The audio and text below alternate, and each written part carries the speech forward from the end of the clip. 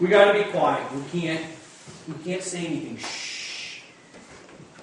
No! Crying out loud, no! Get loud!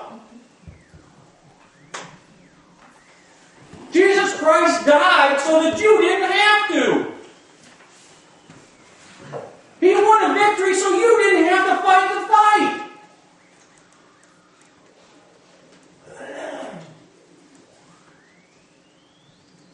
During my time in the military, I served under Norman Schwarzkopf, who happens to be, when it comes to leadership, somebody that I look up to a great deal. He wasn't a boisterous man. He wasn't the type of man that had to be in the limelight. He did the job he had to do, and he did it efficiently and effectively. That's what we're called to do. We're not called to be loud and obnoxious, but we're called to do our job, do it efficiently and effectively. And we do that. Richmond does that. We have fun while we do it. There's nothing wrong with that. There's nothing wrong with doing the job and laughing while you're doing it. My goodness, if I could laugh at work all the time, I wouldn't mind going. Somebody else I look up to a great deal is Mahatma Gandhi. Because Gandhi is another person who he didn't have to. He wasn't loud about what he did. He wasn't obnoxious about what he did. He just loved people. He just loved them. He didn't care. He loved everybody. That's what we're supposed to do. That's what the victory's about. It's about love. It's about loving each other and loving other people. Mother Teresa, another person who was good at that. That's all she did. She loved people. She loved them enough that she sacrificed her life throughout her days on earth for other people.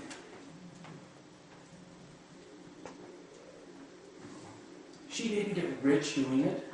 She wasn't flying around the world in $1 million jets, living in $1 million homes. But she did the work. Richmond has been doing the work.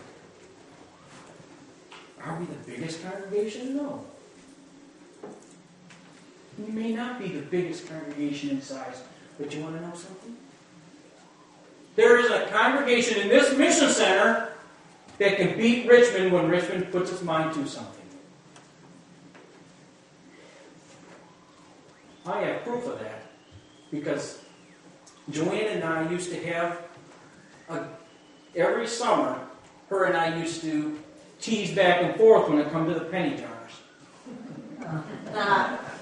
And I used to attend one of the largest congregations in the mission center. We couldn't beat them. We couldn't beat them. And crying out loud, we got 10 times of people go there, Richmond. We had 10 times of people. Well, okay, maybe an exaggeration. But yeah, they got in the resources. And we couldn't beat them. Because Richmond had to put their mind to the fact that we're going to do it. And they did it. Every year. Explain what the penny jars are that you're talking about. I'm sorry. I forget sometimes that the penny jars it was a fun way of raising money to offset the cost of our family reunions every summer. Costs go up, so we come up with a fun way to raise money. It was a little competition between congregations.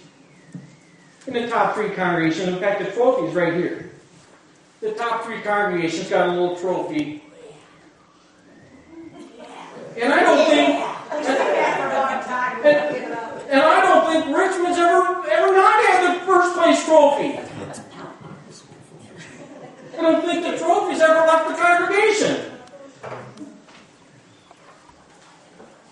But that's the power that this congregation has when they put their mind to something. You won't beat them. But we have fun doing it. Goodness knows, Joanne and I couldn't tell you how many laughs we had because I kept telling her, next year we're going to beat you. You know you're not. And by gosh, we didn't. Can't come around. Richmond was in first place. I'm trying now. And now the rest of the congregations have said, hey, we can't beat them, just let them keep it. Sore losers, huh? Then, Father, your congregation in Richmond will continue to be victorious in your work. The work isn't done. The work is not over. There's more work to be done. The pews aren't full. Look at the news. Read the paper. The work's not done. We've been called, in one of the latest revelations in the Doctrine and Covenants, we've been called to go beyond the horizon, to the far-flung places where you are called. Now that doesn't mean, Sal, I'm not telling them all to pack up their bags and take off, so. It doesn't mean that we're all supposed to go to Haiti, or we're supposed to go to Africa. Oh, sure. You're not going nowhere. Sally would shoot me. That means we're supposed to do what we can do. We're supposed to reach into the future. Richmond's reaching into the future. Goodness, they'll let Tim and I up there. They got it. They're reaching. They reach into the future. You know what always amazed me about Richmond? A lot of our other congregations have more priesthood. For the most part, they have younger priesthood. But You're getting personal. But the thing of it is the priesthood in Richmond have always been on the cutting edge.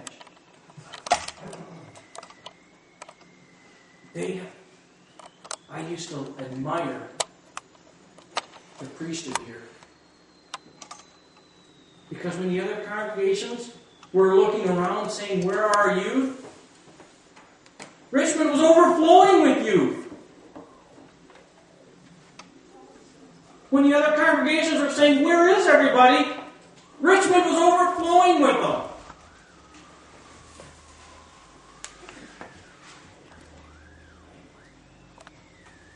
We're called to take the victory to the lost sheep. I always remember the fact that Christ left the 99 to find the one. He allowed a NA group to start meeting in our congregation on Wednesday nights. Now, I work with a few people who have went through NA.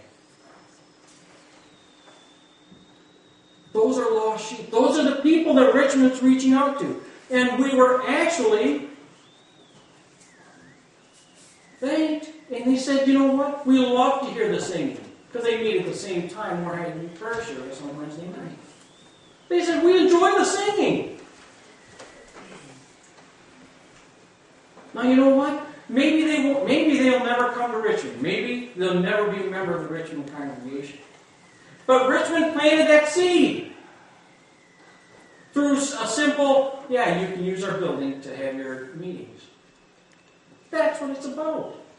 That's what the victory's about. It's about reaching out. It's about saying, you know what? My Savior died for me. And He died for you too.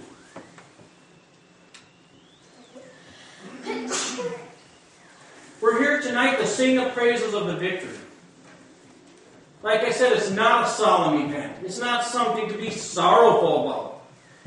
Here in a few minutes, some of you are going to laugh. Some of you, I saw some of these. I'm telling you. I know I'm going to be laughing.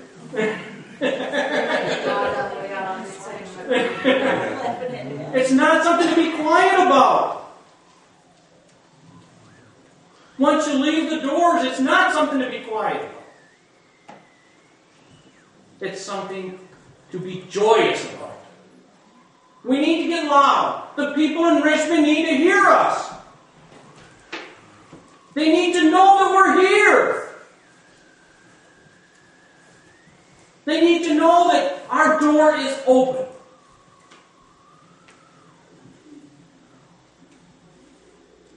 We have a couple who aren't here tonight, but we have a couple that live just down the street that just by happen chance stopped by looking for a church. On Easter. On an Easter Sunday. They just were looking for a church. And you know what? They're members of our congregation. And very active members of our congregation. That's the power we have when we get joyous. When we enjoy the victory. When we live the victory. When we celebrate the victory. Nothing can get in our way. Nothing can stop us. We have the power. We won.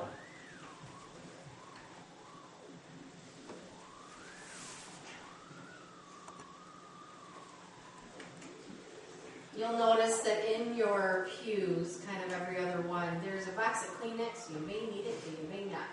Just kind of a forewarning. And if you really hate your pictures, I'm just going to say